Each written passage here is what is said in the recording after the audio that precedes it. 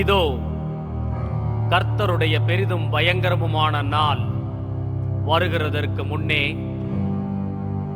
நான் உங்களிடத்திற்கு எலியா தீர்க்கதரிசியை அனுப்புகிறேன்.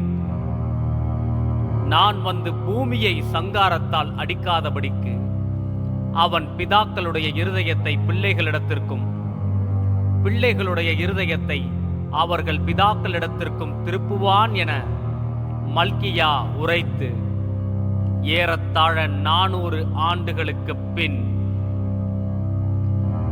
தேவனின் பரிசுத்த ஜனங்களாகிய இஸ்ரவேலும் யூதாவும் தங்கள் நாவுகளினாலும் கிரியைகளினாலும் கர்த்தருடைய மகிமையின் கண்களுக்கு எரிச்சலுண்டாக்கும் சோதோம் கொமோராவைப் போல் மாறிப்போன காலம். நெய்யை சாப்பிட்டு ஆட்டு மயிரை உடுப்பாக்கி கொழுத்ததை அடித்து உண்டு மேய்ச்சலின் ஆடுகளையோ கெடுத்து சிதறடிக்கிற மேய்ப்பர்களினால் தேவனுடைய ஆடுகள் விசாரிக்கிறவனுமின்றி தேடுகிறவனுமின்றி பூமியின் மீதெங்கும் சிதறி அலைந்த கொடுங்காலம். தாங்கள் மாத்திரம் தேசத்தின் நடுவில் வாசமாயிருக்கும்படி மற்றவர்களுக்கு இடமில்லாமற் போகும் மட்டும் வீட்டோடே வீட்டையும் வயலோடே வயலையும் கூட்டுகிற கல்வர்கள் பெருகிப்போன காலம். தாவீதின் காலத்தில் மேன்மையானவர்களாக எண்ணப்பட்ட மேய்ப்பர்கள் அடித்தள ஜனங்களுக்கு கிடைக்கிற அடிப்படை உரிமைகளை கூட இழந்து தவித்த இருள் நிறைந்த ஒரு குளிர்காலம்.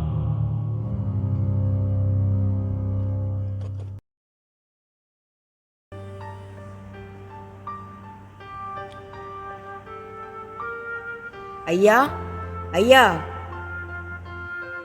யாரு? நான் தாங்க. ஆட்டு ரோம கேட்டிருந்தீங்களே, கொண்டு வந்திருக்கேயா? நீயா? ஓ, போய் அப்படி ஓரமா நில்லு, வரேன். சரிங்க.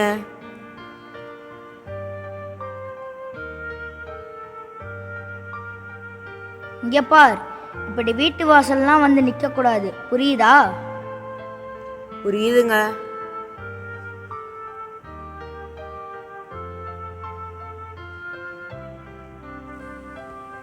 ஏயா, இவ்வளவு ஆட்டு ரோம கேட்டிருக்கீங்களே, என்னையா விசேஷம்? ஓஹோ, என்ன விசேஷம்னு கேட்குற அளவுக்கு நீங்க முக்கியமான ஆளாயிட்டீங்களோ? மன்னிச்சிருங்கயா.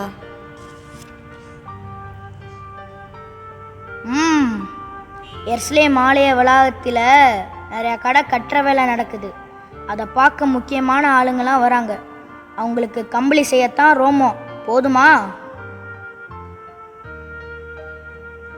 ஏயா, அப்போ பிரதிஷ்டைக்கு எல்லாரையுமே கூப்பிடுவீங்களாயா? என் கையில் இருக்கே, அது ரோமமா இல்லை கம்பளியா? ரோமந்தாங்க.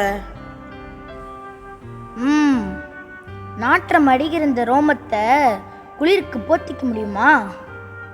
அது எப்படிங்கயா முடியும்? புரியுதுல, ரோமன்னா ஒரு காலத்திலும் கம்பளி ஆகுது. போ போ. சரிங்கய்யா, நான் வரேன். எஸ்தர், ஐயா கிட்ட காசு வாங்கிக்கோமா. சரிப்பா.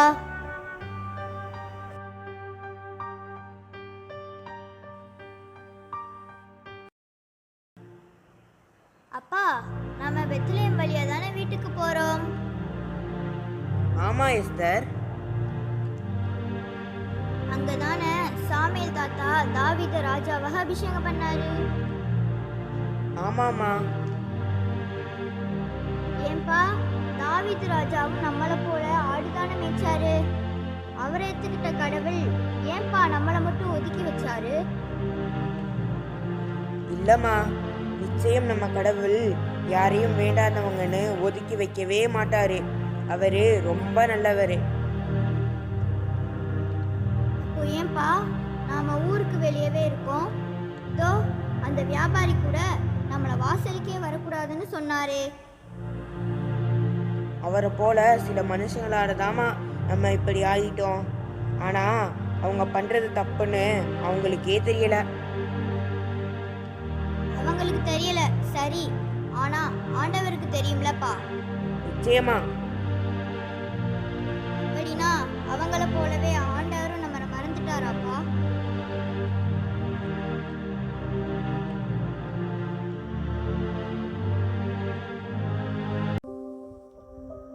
சகரியாவால் உரைக்கப்பட்டது போல் கொலையுண்கிற ஆடுகளையுடையவர்கள் அவைகளை கொன்று போட்டு தங்களுக்கு குற்றம் இல்லை என்றெண்ணி அவைகளை விற்று கர்த்தருக்கு ஸ்தோத்திரம், நாங்கள் ஐஸ்வர்யம் உள்ளவர்களானோம் என்று சொன்ன கலிகாலம். மேய்ப்பன் இல்லாததினால் என் ஆடுகள் சூறையாகி காட்டு மிருகங்களுக்கெல்லாம் இரையாய் போயின. என் மேய்ப்பர்கள் என் ஆடுகளை விசாரியாமற் போனார்கள். மேய்ப்பர்கள் மந்தையை மேய்க்காமல் தங்களையே மேய்த்தார்கள் என கர்த்தராகிய ஆண்டவர் தன் ஜீவனைக் கொண்டு உரைத்த காலம்.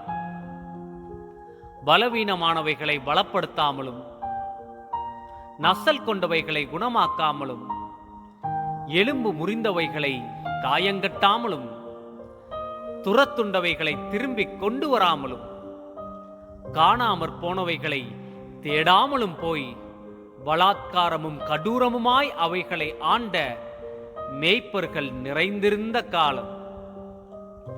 மேய்ப்பரின் வருகைக்காக மொத்த சிருஷ்டியும் ஏங்கித் தவித்த கொடுமையான காலம். அப்பா, என் ஆட்டுக்குட்டி சேத்துல மாட்டிக்கிச்சுப்பா. இருமா, நான் பார்க்கிறேன். அப்பா, தோ 2 பேரு வழியில நடந்து போறாங்க. நான் போய் அவங்க கிட்ட உதவி கேட்கிறேன். வேண்டாமா, இரு. எஸ்தர், அங்க போகாத, சொன்னா கேளுமா. ஐயா ஐயா, எங்களோட ஆடு. ஏய் திருடி, அங்கேயே நில்லு. எத்தனை பேர் வந்திருக்கீங்க? மரியாதையா சொல்லு. இல்லங்கய்யா, சத்தியமா நான் திருடி இல்ல. எங்களோட ஆடு முள்ளுல மாட்டிக்கிச்சியா, அதை காப்பாத்துறதுக்காக தான் உங்ககிட்ட உதவி கேட்க வந்தேன். நீ திருடி இல்லைங்கிறத நாங்க எப்படி நம்புறது? ஐயா ஐயா, மன்னிச்சிடுங்கய்யா. இது என் பொண்ணுதான். விவரம் புரியாம உங்க பக்கத்துல வந்துட்டா. என்ன தைரியம் உன் பொண்ணுக்கு? அவளால என் வஸ்திரம் பாழாயிடுச்சே இப்போ. ச்சே, முதல்ல வீட்டுக்கு போய் குளிக்கணும். வா போகலாம்.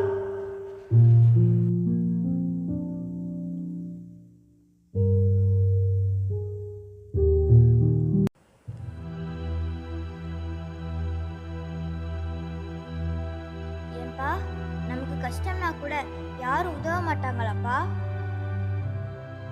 இல்லம்மா, ஊருக்கு வெளியே இருக்கிறவங்க 3 பேர் தான்.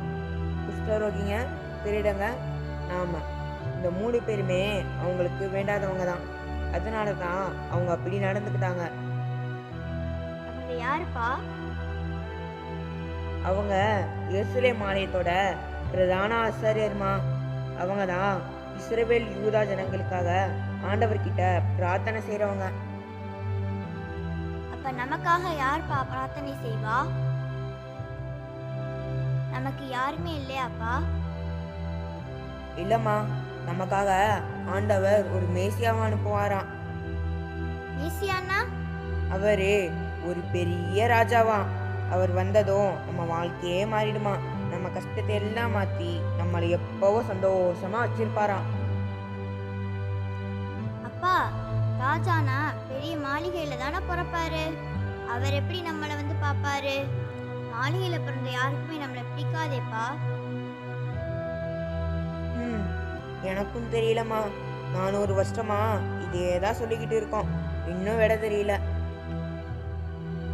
நம்மளை போல இருக்கிறவங்கள காப்பாத்தணும்னா ராஜா எல்லாம் பத்தாதுப்பா. அந்த கடவுளே தான் இறங்கி வரணும். சரிம்மா, நேரம் ஆகுது, நீ தூங்கு.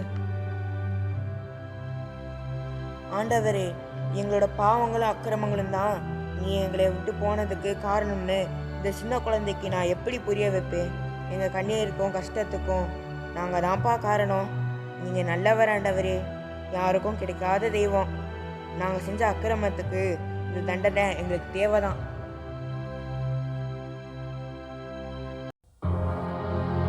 நான் திரும்பின பின்பு மனஸ்தாபப்பட்டு கொண்டிருக்கிறேன்.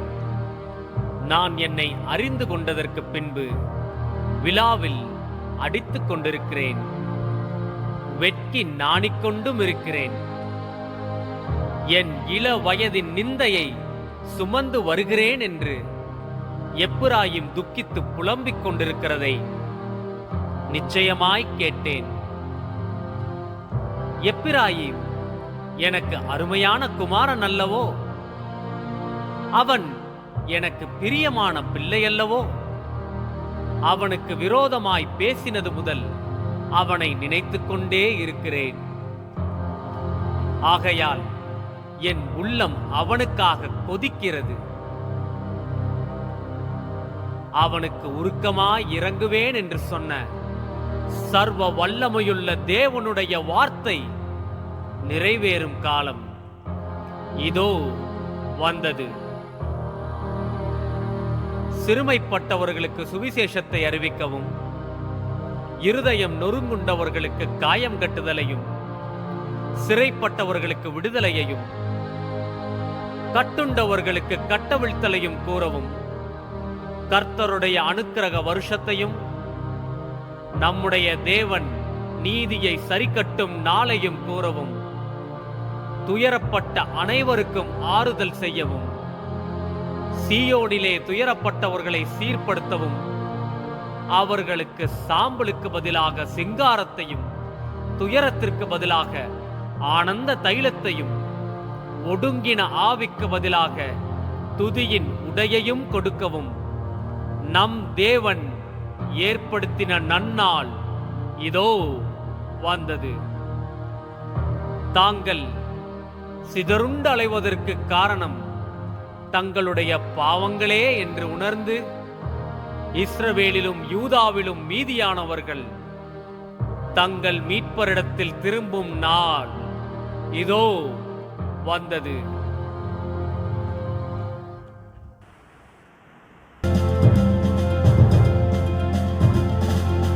பயப்படாதிருங்கள், இதோ எல்லா ஜனத்திற்கும் மிகுந்த சந்தோஷத்தை உண்டாக்கும் நற்செய்தியை உங்களுக்கு அறிவிக்கிறேன் என்று கர்த்தராகிய கிறிஸ்து என்னும் இரட்சகர் உங்களுக்கு தாவீதின் ஊரிலே பிறந்திருக்கிறார். பிள்ளையை துணிகளை சுற்றி முன்னணையில் கிடத்தியிருக்க காண்பீர்கள். இதுவே உங்களுக்கு அடையாளம்.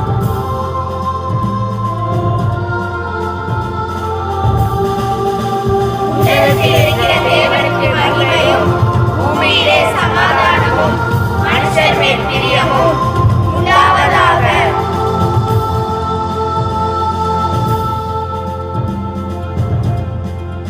அம்மா எஸ்தர், நீ சொன்னதை போல நம்ம கண்ணீரையும் கஷ்டத்தையும் பார்த்து அந்த சாமியே நேர்ல இறங்கி வந்துருச்சுமா.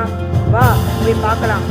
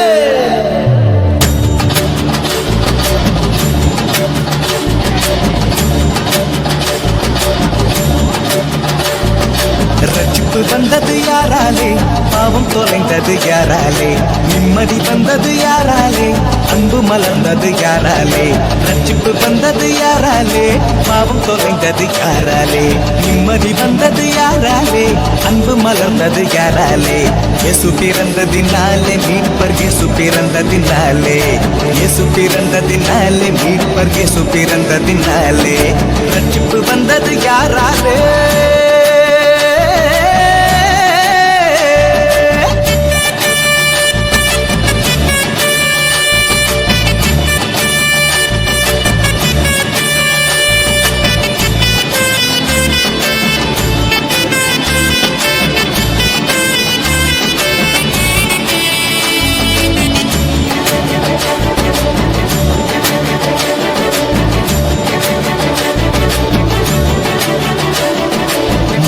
தொழுவில் மனிதனாக வந்து பிறந்த இயேசுவை வாழ்த்தி வணங்கி நின்றனர் மேய்ப்பர் கூட்டம் ராவிலே.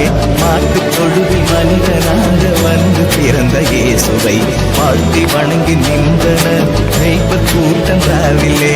பரமசேனை பாடி போற்றி நல்ல செய்தி கூறினாரே, பரமசேனை பாடி போற்றி நல்ல செய்தே கூறினாரே. உன்னதத்தில் தேவனுக்கு மகிமை, பூமியில் சமாதானம், உன்னதத்தில் தேவனுக்கு மகிமை, பூமியில் சமாதானம், ரட்சிப்பு வந்தது யாராலே.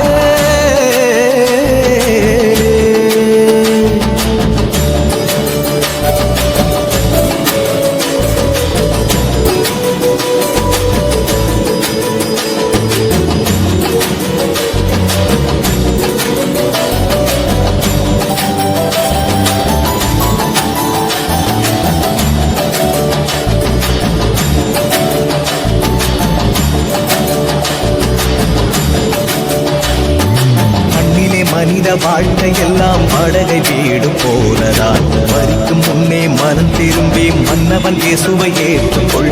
மண்ணிலே மனித வாழ்க்கையெல்லாம் வாடகை வீடு போனதான், மரிக்கும் முன்னே மனம் திரும்பி மன்னவன் இயேசுவை ஏற்றுக்கொள்.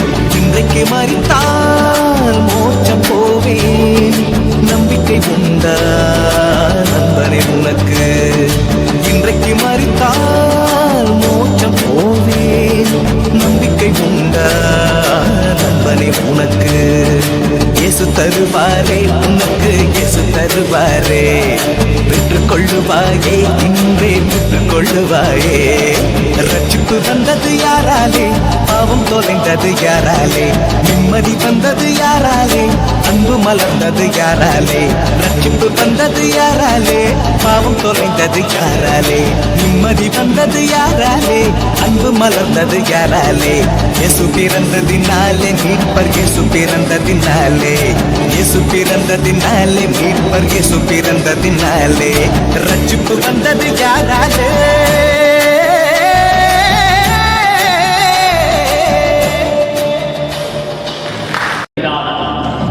மரண இருளின் தேசத்தில் குடியிருக்கிறவர்களின் மேல் வெளிச்சம் பிரகாசித்தது.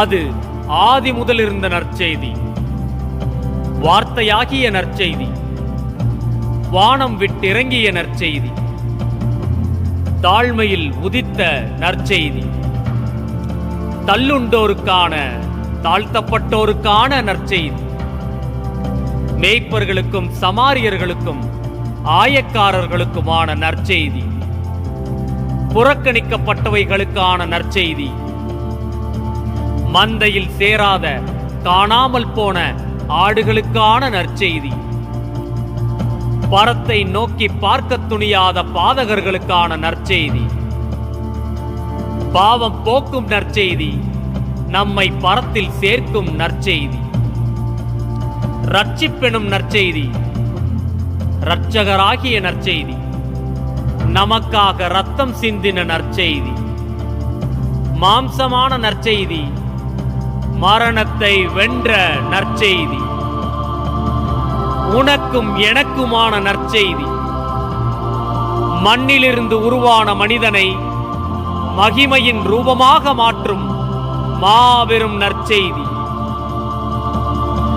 உலகெங்கிலும் உள்ள சர்வ சிருஷ்டிகளுக்கும் பிரசங்கிக்கப்பட வேண்டிய இயேசு கிறிஸ்து எனும் நற்செய்தி பாவத்தில் வீழ்ந்த மனித இனத்தோடு பரலோகமே இணைக்கப்பட்ட நாள், பரத்தையும் நம்மையும் பிணைத்த பாலமாகிய கிறிஸ்து இம்மண்ணில் உதித்த நாள்.